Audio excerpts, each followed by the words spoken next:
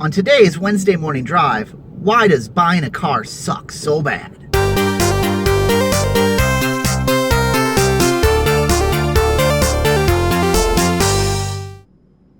Hey everybody, Matt Cribbs here, and welcome to another Wednesday morning drive. How you doing? I'm doing pretty good. It is July. We had July 4th here in the States over the weekend. It was good. It rained, but we still had fireworks. We got to go out, see the fireworks, get caught in the rain, and then get back. But it was good. It was a great time. Mom and Dad McCribbs were there, which would be we call them Grandma and Grandpa now because we have McCribbs version 1 or 2 and 2.1. But we barbecued. We went to the store. We drove around a little bit because we bought a new car. There's a new Cribbsmobile. That's not sure that's the final name, but we got a new Cribbsmobile over the weekend, and I went full minivan. When you got a family, it makes sense. It's big. We looked for 3-row SUVs that had space in the back, and unless you get really, really big, they don't really make them. So I was disappointed in that, but I think we got something cool. Got a Honda Odyssey.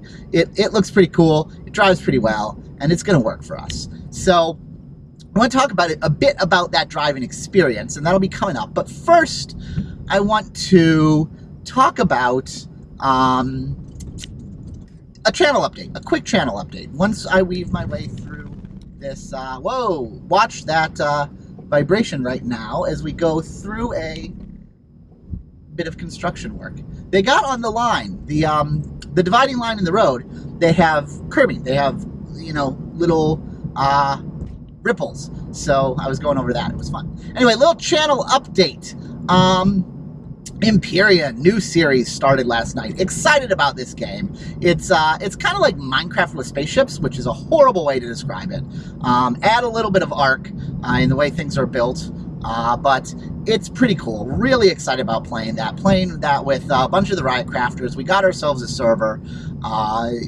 Watch the intro. You'll see everyone who's in the game. I know Clobber Stomp is going to be joining later. He couldn't make the start, and I think some other people will be joining as well. But I'm really, really excited about that. I think it's going to be a lot of fun. And just spaceships, man. We get to build our own spaceships and space stations. It's going to be awesome. Really, really excited about that. Lineage continues, and actually had a nice surprise. My Wednesday morning drive a few weeks ago on OneNote versus Evernote has gotten a lot of traction. I guess it's something people wanted to hear, and I'm sure it's helped by the fact that Evernote decided to now charge more money if you want to have it on multiple devices, which is not going to help them, I don't think. But I'm thinking next week I'm going to talk about that. I need to think a little bit more about it, and I need to look at some different alternatives, because I'm not sure I'm going to stay on Evernote, even though that was my decision. But expect an update coming on that one.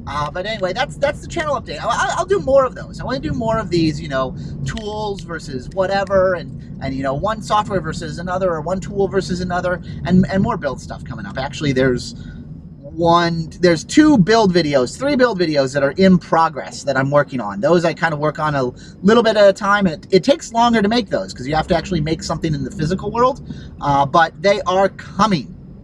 Anyway, short of that, that's the quick channel update. So, buying a car. We went to buy a car, and it really is as horrible an experience as everyone always complains about it being.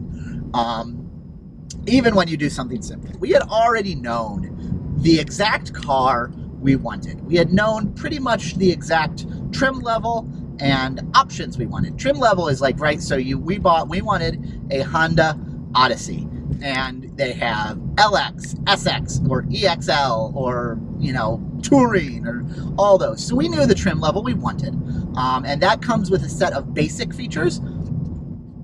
And then you can get add-ons and options. And we knew the options we wanted.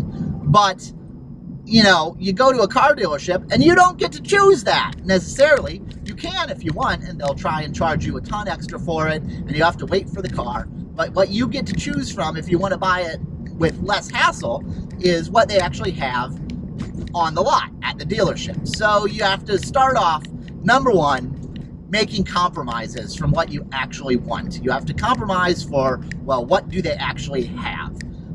Which is a horrible way to have to buy stuff, especially something super expensive. You're going to spend a chunk of money, and right out of the gate, you know you're not going to get what you want. So that sucks.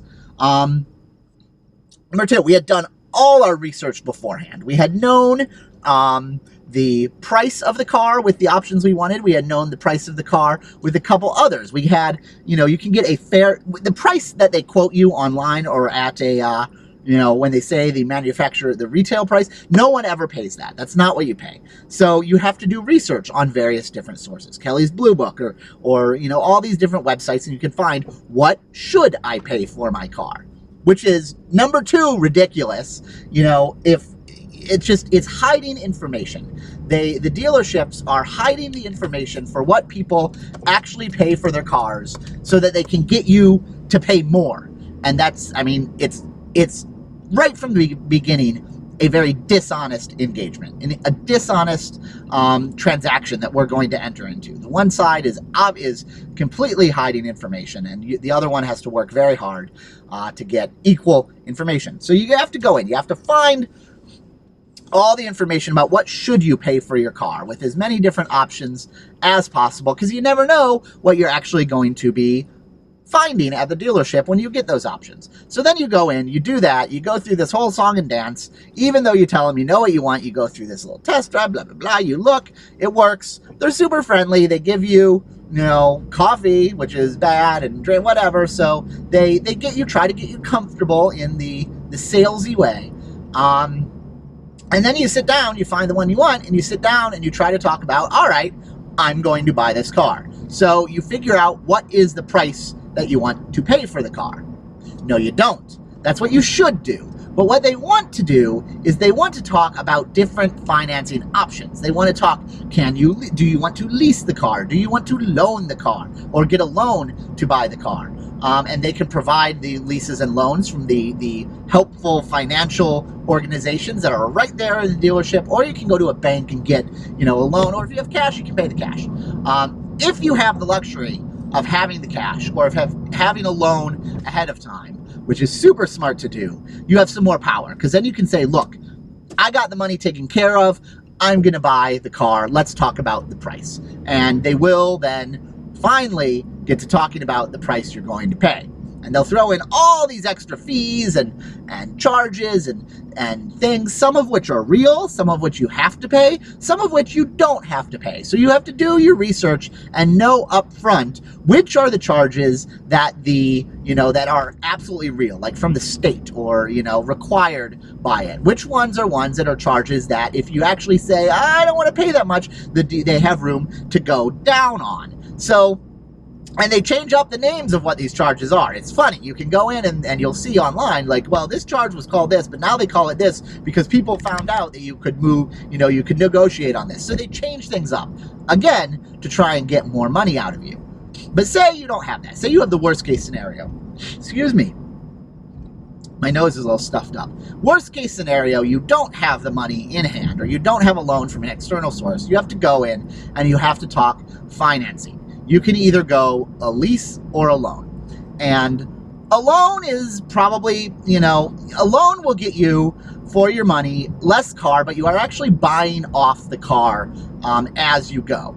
A lease is basically you're renting the car, and then you have the option to buy at the end. So what makes sense to get on a lease or a loan actually depends on the type of car, the price of the car you want to buy, the depreciation value of the car, how fast the car loses its value, because they all lose value like right away, and how much car you actually want or need to buy. And which makes sense between lease and loan kind of varies, depends on those factors. So you're going to have to do the math and do the calculation for yourself.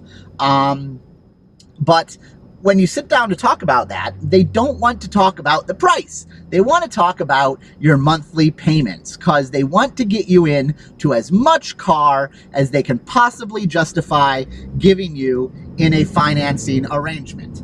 And so they just want to get you to spend the money. You have to put money down and you have to come up with a monthly payment.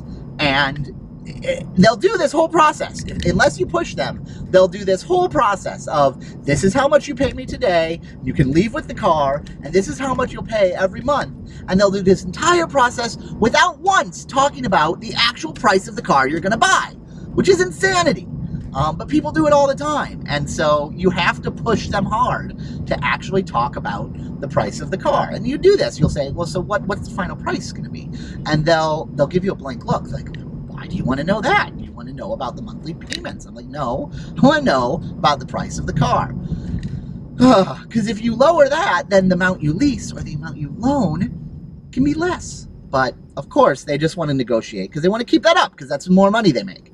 So you got to go in and you got to do that, negotiate that. Then you have to negotiate the monthly payments and how much you're going to pay down. And they'll play this little song and dance where they're like, you know, you'll say, this is what I want, and they'll say, I have to go talk to my supervisor. And they'll go off into this little room and they'll have a discussion. And you know that they know exactly what they're making. Well, I would hope.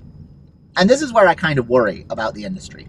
So with the right software, you could know exactly the amount of money that you are going to make on a sale, given the inputs you already have, and have it on a computer and say, here's the algorithm. This salesman, you're authorized to do anything up to this. Anything else you have to get approval for, but they don't. They act like they have to get approval for everything. And what worries me is when we were doing this, the guy went in and you actually see him flipping papers. And I really, really hope that they're just flipping papers for show, and they're flipping papers to make you, you know, think it's this big drawn out process and it's a psychological game, which I will be charitable and I will say that's why they're doing this. If these people are actually doing it off of paper, then the car dealership industry is in a sad, sad state, and Tesla and other ilk of them are going to eat it up for dinner. And that Detroit should really, really be scared, because the entire way we purchase cars and do that business in the United States is fundamentally broken. So I don't know, someone who works for a car dealership, you tell me, is it a big show? Is it a, you know, a song and dance that they actually, you know, they're playing a shell game to get you, you know, psychologically off your ground to spend the money? Or do they actually have to do this talking back and forth and flipping papers and stuff? I don't know. I'm going to be charitable and say it's the first one. They got it in the computer. They know exactly what they're going to play, and they're just trying to get you to spend more. So anyway, that's the process. And then when you're done with that, you have to, you know, you have to wait.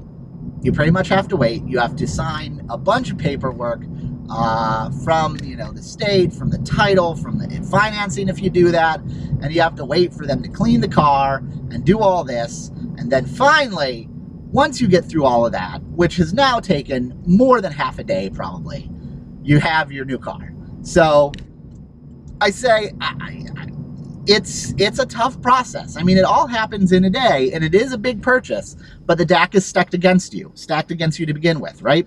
You don't have the information you need to make a fair deal. You can't get the actual car you want, and you're going to put down a major purchase, and dealing with all of that, it just leaves a horrible taste in your mouth.